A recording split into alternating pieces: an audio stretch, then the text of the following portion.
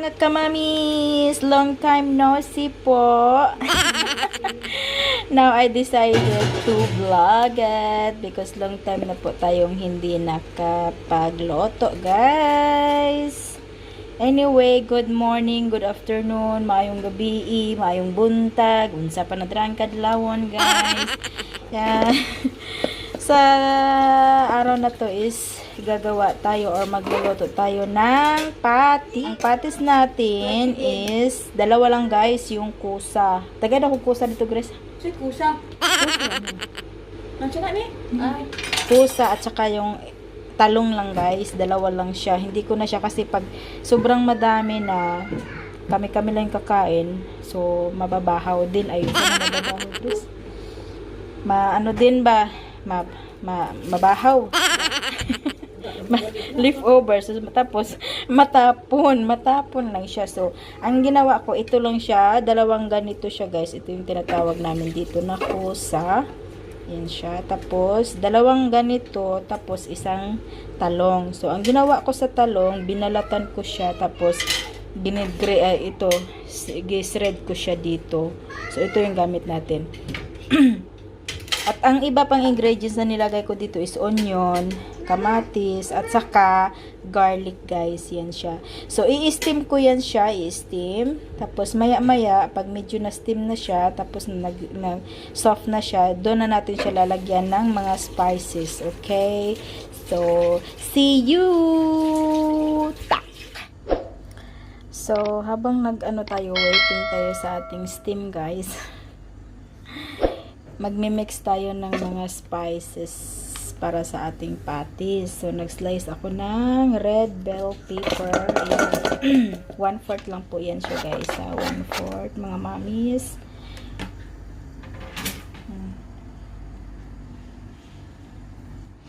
Then, isunod natin yung ating coriander kasi nga nasa Arabic taste ito. Ayan, lagyan natin siya ng coriander, pampalasa. Yan siya. Siyempre, yung ating pang flavor nila dito na Arabic flavor. Yan siya. Ganyan lang. Huwag niyong sobrahan kasi konti lang yung gulay natin. Tapos, lagyan natin siya. Hindi mawawala yung ating korkom. Hindi mawawala yung ating korkom, guys. Yan. Tapos, yung ating black pepper. Yung ating black pepper. Ganito kadami yung nilalagay ko na black pepper. Tapos, of course, yung ating ano ba yun? Salt. Para sa pampalasa. Yung salt, guys, depende sa inyong panlasa. Pero yung gamit ko 1 teaspoon. 2 teaspoon. Ayan, ha? 2 teaspoon. Tapos, lalagyan natin siya ng pampalasa nila, guys. Lagyan natin sila ng secret ingredients nila. Ayan siya. So, ang gawin natin ay lagyan pa pala natin siya ng guys, ng buong coriander kasi masarap siya pag may buong coriander. Ito nga pala yung buong coriander, guys. Sobrang bango. Para siyang lasang Knorr. So, mix natin yan sila. Ayan, ganyanin nyo lang. Tapos, lagyan nyo siya ng 1 cup na flour or half lang siya. Ayan, half lang yan siya, guys. Na-estimate ko na yan siya. Half cup. Tapos, lagyan mo siya ng isang itlog. Yan. Yan. Ating patties. Yan. So, mix lang siya. Nandun na yung salt natin. Yan siya.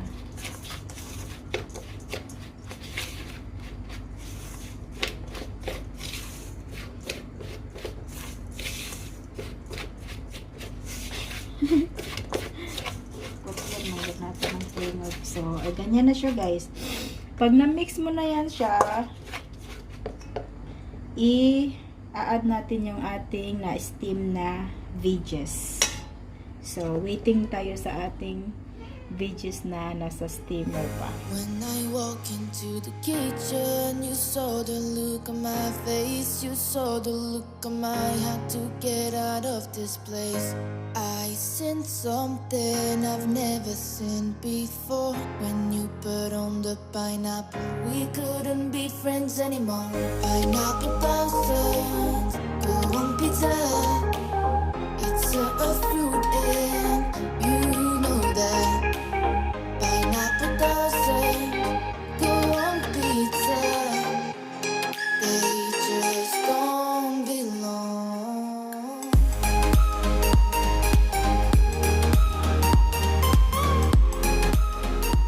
So, natapos na po yung ating steam guys na veggies. Ihalo natin siya dito. So, hindi ako naglagay ng kahit anong liquid kasi nga, magbe-base tayo sa mixture. Kasi yung veggies na na-steam natin is, ano yan siya magtutubig yan siya.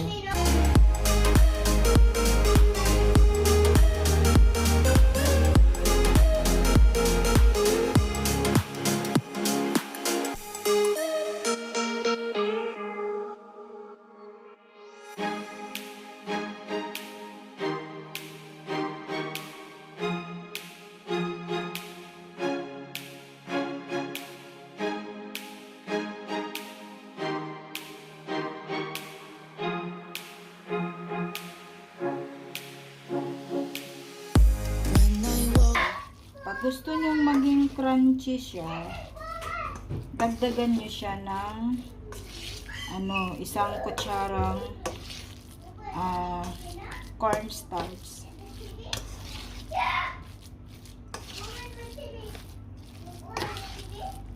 So, ayan na yung resulta natin, no? Ayan na siya. So, ganyan na yung texture natin, ayan. Tapos, para gusto nyong mag-crispy, pag iprito na siya, mag-crispy, dagdagan nyo siya ng, ayan, cornstarch. Ayan yung gamit natin, yung cornstarch. Lalagyan natin siya ng isang kutsara. Ayan. Estimate nyo na lang guys, basta isang kutsara yung ano. Ayan. Ayan siya. Sunod, i-mix nyo siya.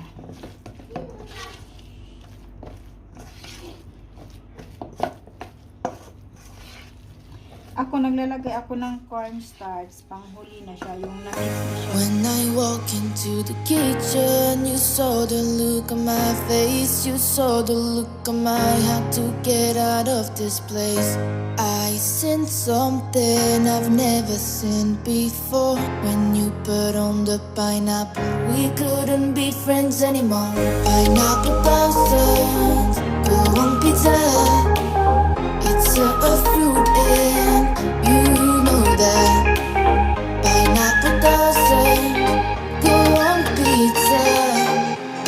They just don't belong. So, ayan mga mommies, nakita na ninyo yung ating texture. Wala akong dinagdag na tubig.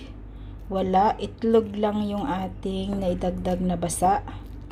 Tapos, yung ano siya, nagkaganito siya, medyo nag-soft na siya. Ganyan na yung texture. Kasi nga, yung tawag nito, yung steam natin na mga veggies, of course, magiging ano yun siya, nagbibigay yun siya ng tubig. So, magiging ganyan na siya, malambot na siya. So, ayan ha. Ayan. Diba? Ang ganda. See? So, isisit aside natin to siya ng mga at least 1 or 1 minute, mga ganyan, okay lang, kahit 2 minutes, 1 minute, okay lang kung nagmamadali kayo. Pero ako, isisit aside ko siya ng mga 5 minutes kasi pag dito Ramadan, magantay kami ng oras ng kainan namin, saka ko siya i-prito para at least mainit pa siya. So, kita na lang tayo mamaya sa ating finished product. Thank you guys. Don't forget to like and subscribe. Share na lang din kung may magtanaw. Guys, nagpapainit na tayo ng ating oil. Ayan. Kunti lang yung oil kasi nga ipapanipisin lang natin.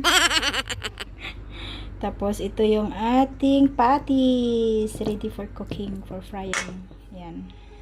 When I walk into the kitchen, you saw the look on my face. You saw the look on my had to get out of this place. I seen something I've never seen before. When you put on the pineapple, we couldn't be friends anymore. Pineapple thousands, go on pizza.